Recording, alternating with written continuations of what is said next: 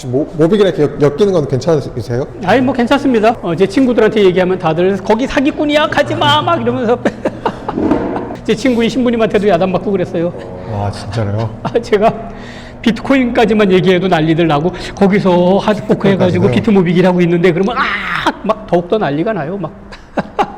그 아직 주류들은 비트코인 자체가 그냥 이해를 못하는 거예요. 네네네. 아니 그거 현실화폐도 마찬가지야. 그랬더니 아니래는 둥 뭐. 너 유발 하라리 사피엔스 안 봤어? 그래도 뭐 사피엔스 본 사람도 없고요. 친해주셔서 감사합니다. 네. 일단 저 자기소개 한 번만 부탁드릴게요. 네, 저요. 저 서양고전학을 공부하는 강대진입니다. 대학생 시절에 네네. 전공을 선택하시겠잖아요. 네네. 근데 왜 하필 철학과를 선택하셨는지 궁금해요. 예, 옛날에 제가 이 말을 하지 말자. 철학이요. 그러니까 철학의 원래 뜻이 모든 지식을 좋아하는 학문 이런 뜻이에요. 근데 제가 뭐 인생의 무슨 깊은 뭐 진리를 알고 싶다든지 이런 것보다도 사람들이 무슨 말을 하는지 저 똑똑한 사람들 같은데 저 사람들의 말은 뭘까? 이거 알고 싶어서 철학과에 간 듯합니다. 그러니까 고3 시절에 그렇게 이게 아까 하려다가 만 걸 결국 끌어내고 나가. 제가 옛날에 이과였어요. 진짜요? 처음에 물리학과를 갔습니다. 네. 어린 마음에는 내가 과학자가 돼서 노벨상을 받아야지 그랬는데 가서 보니까 노벨상 받기도 어렵고 그리고 그 당시에 막 사회가 어수선하고 공부할 분위기가 좀 아니었어요. 그래서 평생을 고3처럼 공부해야 하는 게 물리학과 공부하는 방식인데 네, 사람들이 하는 말도 조금 궁금하기도 하고 그래서 한번 과를 바꿨습니다. 그래서 철학과를 갔기 때문에 왜 고3 얘기나 하고 그러세요? 별로 하고 싶지 않은데. 왜냐면은 누구나 고3 시절 있잖아요. 그때 전공을 선택해야 되는데 뭐 하세요 카메라맨? 꺼져가지고 죄송합니다.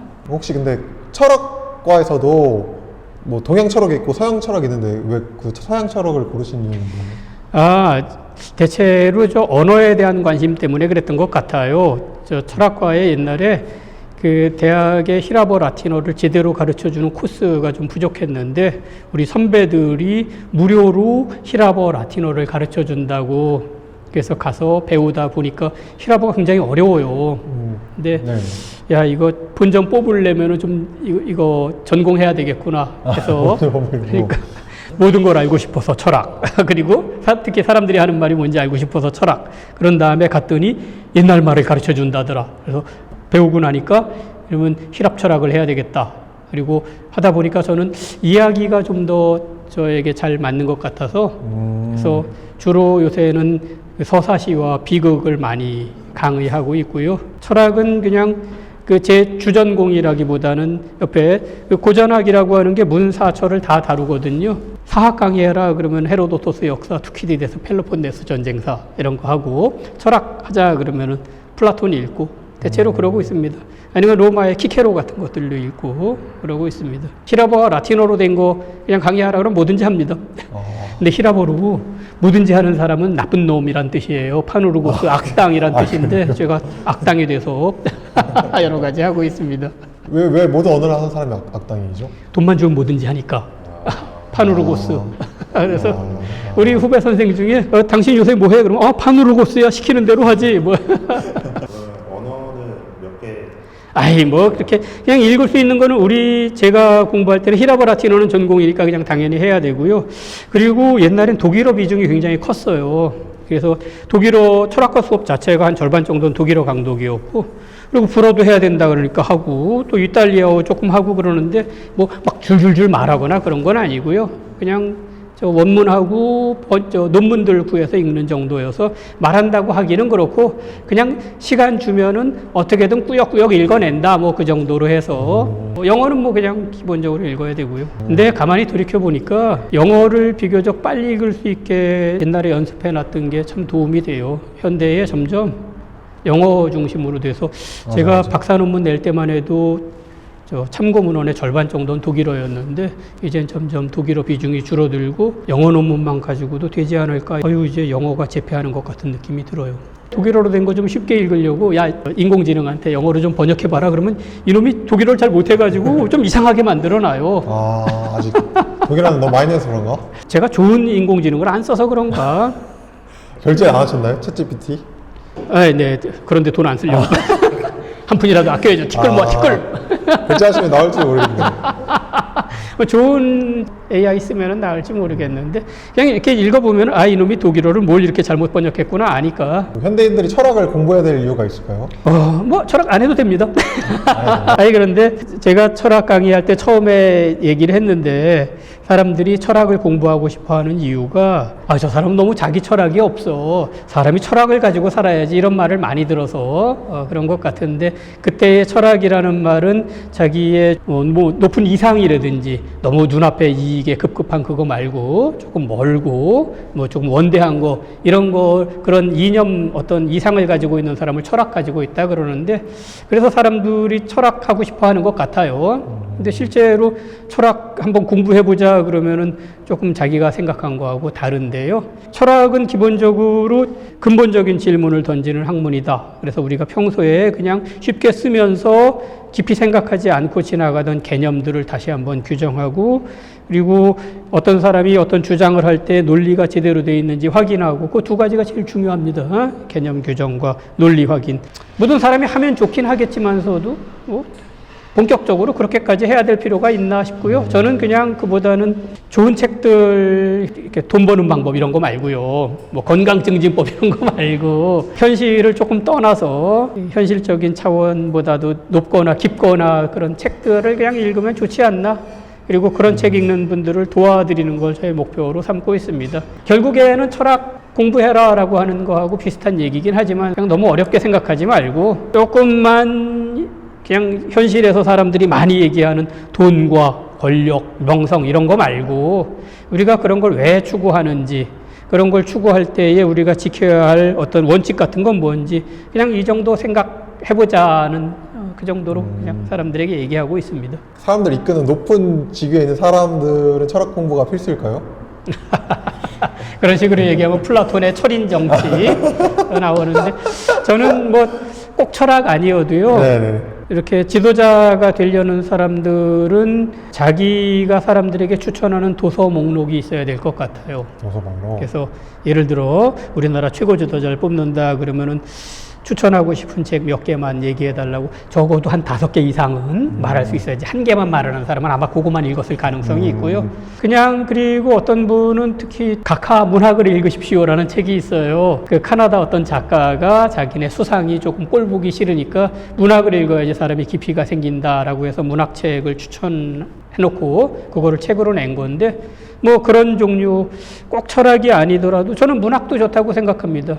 문학이라고 하는 게 요새 젊은 사람들 사이에 너 T야? 이렇게 물어보는 게 너 공감 능력이 부족하구나 라고 이제 공격하는 거나 다름없는데 F적인 특성 이런 거 기르는 데에 문학이 도움이 되지 않나. 철학은 다도 사람들이 철학을 해야 돼 막 그래서 철학은 해야 되나 보다 그러는데 문학에 대한 관심은 사람들이 적은데 저는 뭐 문학 읽는 것도 좋다고 생각합니다.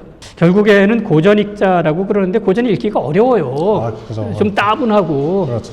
따분한 이유가 사실은 현실과 좀 멀어서 그러는데 그냥 저는 어떤 계기로든 옛날 책들을 현실과 조금 관련이 없는 것들을 긴 호흡을 가지고 천천히 읽는 거는 다 도움이 되지 않나. 철학도 강조하지만 저는 문학도 조금 강조하고 싶습니다. 그리고 당신의 추천 도서 목록은 뭐냐? 뭐 이렇게 한 분야에만 치우치지 말고 조금 여러 분야를 봤으면 예를 들어 오태민 작가의 책만 막 읽고 그 외의 거는 아무것도 안 읽는다. 그러면 안 되죠. 자, 편집해 주세요. 나 죽어 잘못하면.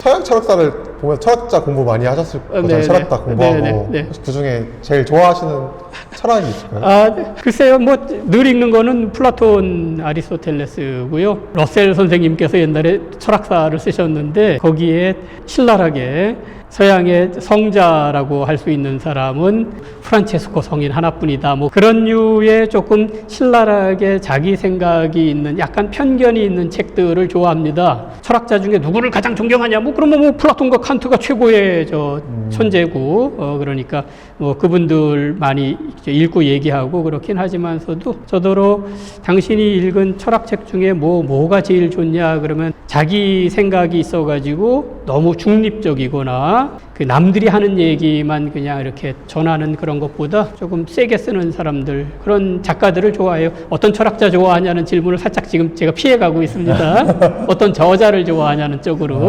살짝 얘기하고 있어요. 철학자들이 성격이 못됐고요. 늘 이거 편집해 주세요.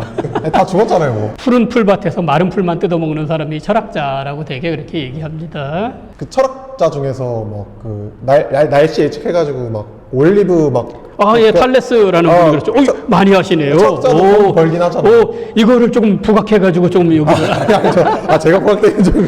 철학자들은 벌써 옛날부터 쓸데없는 짓 하는 사람으로 유명해가지고 탈레스가 그거 아니라는 거 보여주기 위해서 날씨 예측해서 올리브 기름 짜는 기계를 전부 자기가 매점 매석해가지고 큰 돈을 벌었다고. 그 양반 하늘 쳐다보다가 우물에 빠져가지고 하녀가 구해줬다는 얘기도 있어요. 그래서 하늘만 보느라고 현실을 모른다라고 되게 그러는데 그분은 탈레스 그때는 철학이 그 모든 자연과학이라든지 이런 거 다 포함하던 때입니다. 그분은 자연철학도 얘기하고요. 그냥 자연 현상만 설명하기보다는 그 밑바닥에 뭐가 있는지. 그래서 오늘날의 원자론 같은 것들이 말하자면 이제 그런 분들에게서 시작된 거예요. 복잡한 것들을 단순하게 만들어서 다 밑바닥에 뭐가 있는지 생각했으니까. 모빅회관에서 이게 강의하시게 된 계기가 비트 모빅 책 쓴 손혜민 작가가 제 수업을 오랫동안 들었어요. 네네. 그래서 여기 투자자들 모여가지고 회관 만들었다고 같이 공부 좀 하자 그래서 오게 됐습니다. 그래서 어느 날 갑자기 비트코인 얘기하더니 비트모빅이라는 게 있다고. 그렇습니까? 반신 반의. 이 회관 짱이 먹번이 아시잖아요. 네네네, 압니다. 네. 먹번님 인상은 어떠세요? 먹번님 평가. 훌륭한 분이죠. 제가 당신에게 아주 치명적인 질문을 던지겠다고 몇 개 좀 어려운 질문 했는데 답을 잘 해가지고. 무슨 질문 하셨는데요? 비트모빅이라는 게 확장성과 지속 가능성이 있는 거냐. 그 질문을 했더니 여러 가지 질문을 벌써 예상하고 있었는지 아니면 많이 질문을 받았는지 답을 잘 하셨는데 제가 기억은 잘 못하겠어요. 저도 늘 가상자산이 이렇게 많은데 그리고 국회의원들 이따금 신고할 때 이제 하게 돼 있잖아요. 네. 거기 보면 비트모빅은 없더라고요. 네. 비트모빅 갖고 있는 사람이 없어요. 그래서 없죠. 이게 조금 확장성이 있어야 되지 않나. 사피엔스라는 책을 좋게 봐서 국가나 종교, 화폐, 민족 이런 것들이 다 일종의 가상 개념이고 호모사피엔스가 이렇게까지 성공할 수 있었던 거는 가상의 실제를 만드는 능력 때문에 그렇다. 이거 완전히 설득됐어요. 현실의 화폐도 그렇고 가상자산도 마찬가지고 비트코인도 마찬가지고 비트모빅도 마찬가지인데 세상에 굉장히 많은 게 있어서 살아남으려면 확장성이 좀 있어야 되지 않나. 전에 에어드롭 할 때 조금씩 확장되고 그랬는데 다른 계기가 있어야지 좀 확장되지 않나 그런 생각도 좀 해봤고요. 국회의원에게 비트모빅을 가지게 해야 될까요? 그러면은 저 정치자금법에 걸릴지도 모르겠습니다. 그리고 지속 가능성도 그거하고 비슷하게 지금 제가 이거 편집해 주세요. 오 작가님에 대한 의존이 너무 심해서 오 작가님에게 무슨 일이 생기면 어떻게 할 거냐 그랬더니 그것도 벌써 다 논의됐다고 그러는데 제가 보기에는 조금 어려운 점이 있지 않나. 그리고 일종의 아까 종교하고 같이 묶어서 얘기했는데 이것도 일종의 종교 현상이에요. 저도. 네, 그래서 연애의 유효기간 얘기 들으셨나 모르겠네요. 연애가 보통 30개월 정도 열정이 지속되다가 식는 걸로 돼 있어서 저는 이거 비트모빅도 어느 순간 되면 사람들의 열정이 혹시 떨어지지 않나 그거 관찰하고 있습니다. 거기 미리 보내신 질문에 당신도 투자했습니까? 있더라고요. 우리 회원님께서 네네. 소액을 선물로 주셔가지고 소액 가지고 있는데 뭐 액수는 말하기 그렇고요. 근데 저는 두 가지 생각 가지고 있어요. 하나는 내가 너무 깊이 들어가지 않고 약간 경계선에 있어야지 객관적으로 볼 수 있을 것 같다는 생각이고요. 또 하나는 제가 게으른 사람이어서 이거 계속 그래프를 보고 있어야 되는데 제가 딴 일을 해야 되거든요. 번역도 해야 되고 그렇죠. 책도 써야 되고 그러니까 그냥 날마다 일정 시간에 규칙적으로 얼마씩 사는 장치가 있으면은 나도 투자할 수 있겠다 싶은데 그게 사실은 원칙적으로 따지면은 비트코인과 비트모빅의 중앙에서부터 좀 탈피하려고 하는, 벗어나려고 하는 그런 그 원래 성격에는 안 어울려요. 근데 현실의 거래소들이 약간 중앙 집중적으로 하고 있고, 거기는 몇 군데 이렇게 그냥 주기적으로 사서 모으기 기능이 있더라고요. 그것도 근래 생겼더라고요. 제가 비트코인 보니까. 비트모빅도 혹시 그런 게 생기면은 저같이 게으른 투자자들은 그냥 날마다 그냥 얼마씩 그냥 사라. 그러면은 비쌀 때는 적게 사고 쌀 때는 많이 사는 그런 게 저절로 구현이 돼요. 그럼 들여다보고 있지 않아도 되니까. 저는 뭐 그렇다면은 게으르게 조금 투자할 생각이 있는데 아직은 좀 너무 게을러서 그거는 못하겠다 싶은 게 있어요. 맞아요. 허들이 좀. 네네. 그러려면 중앙거래소 있어야 되는데 중앙 집중화의 문제가 있잖아요. 정부 간섭도 있을 수 있고 해킹 가능성도 있고 어려운 문제입니다. 어쨌든 저는 소액 투자자로서 일단 경계선을 내가 지키는 게 좋겠다는 거하고 나는 게을러서 누가 규칙적으로 해줬으면 좋겠다 하는 거하고 두 가지 생각이 있습니다. 혹시 오태민 작가님 책 읽어보신 적 네. 있으세요? 여기 회원님들께서 갖다 주세요.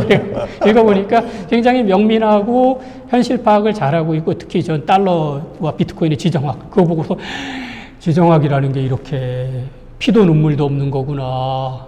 이야. 근데 한편으로 놀랍고 우리가 그런 큰 힘에 휘둘리고 있다는 거 생각하면서 투자의 세계에서는 거기서 희생되는 사람들의 뭐 고통이나 뭐 이런 거는 전혀 끼어들 여지가 없구나. 야, 세상 참 냉정하다 그런 생각했어요. 이게 굉장히 좋은 통찰입니다. 저는 늘 우리 회원들에게 그래 투자해가지고 최종적으로 하려는 일이 뭐냐 이거 계속 물어보고 있는데 오 작가님은 일부러 거기에는 조금 좀 말씀을 안 하려고 하시는 것 같아요. 그래서 특히 비트코인의 세계 근래 마지막 나온 책이죠. 그런데 거기에 누가 그런 거 사회적 기여 뭐 이런 거 물어봤더니 그런 거는 지금 아직까지는 말할 단계 아니라는 식으로 얘기하셨는데 비트모빅이 다른 점이 뭡니까? 먹보님께서 공공성 말씀을 하셔가지고 아마도 뭔가 생각하는 게 있는데 말씀을 안 하시는 것 같긴 해요. 근데 뭐 저는 우리 회원님들한테 한번 생각해 보라고 계속 던지고 있습니다. 그래서 뭐 할 건데? 막 이러면서. 그래서 조음의 단계가 쭉 있잖아요. 아리스토텔레스는 최종 단계가 행복이라고 얘기했는데 우리가 보통 얘기하는 행복과는 다르고 자기가 가지고 태어난 가능성을 만개하는 거. 이게 아리스토텔레스의 행복이에요. 인간으로서 이룰 수 있는 덕을 최대한 이루는 거. 이게 행복입니다. 마지막 질문하겠습니다. 네네. 혹시 비트모빅은 얼마까지 갈 수 있을 것 같다고 생각하세요? 그거 저도 궁금해가지고 먹보님이 그런 거 조금 잘 아시는 것 같아서 얼마 그랬더니 예측은 조금 불가능하다 그러는데 저도 뭐 그거는 모르겠고요. 많이 투자하신 분도 잘 모르는데 제가 어떻게 알겠어요. 저는 그냥 희망하기를 일모에 한 500만 원 되면은 좋지 않을까 이렇게 그냥 희망 가지고 있습니다. 그러면은 그때쯤에는 뭔 일을 할 수 있지 않을까 이런 생각 가지고 있는데 그냥 저의 희망이에요. 예측은 뭐 못하는 거고. 만약 500만 원 돼서도 가지고 계실 거예요, 지금 이제. 그래도. 그럼요. 저의 소액, 한번더 입에서 이 액수가 나올 뻔했네. 선물 받은 거 지키고 있어야죠. 그래요. 오늘 인터뷰 감사합니다. 네네. 가만있어 봐. 인터뷰료는 저기 밑에 나가고 있는 종이 지갑으로 0.01모씩 넣어주시면 되겠습니다. 감사합니다. 강대진 교수님 종이지갑을 이렇게 넣어줄까요? 그러면 좋죠. 종이 지갑 하나 띄워주세요. 네, 띄워주세요. 제가 교수님한테 드릴 종이지갑 하나 띄워드릴게요. 네네, 좋습니다. 네, 감사합니다. 여러분, 나중에 또 만나요. 네, 감사합니다.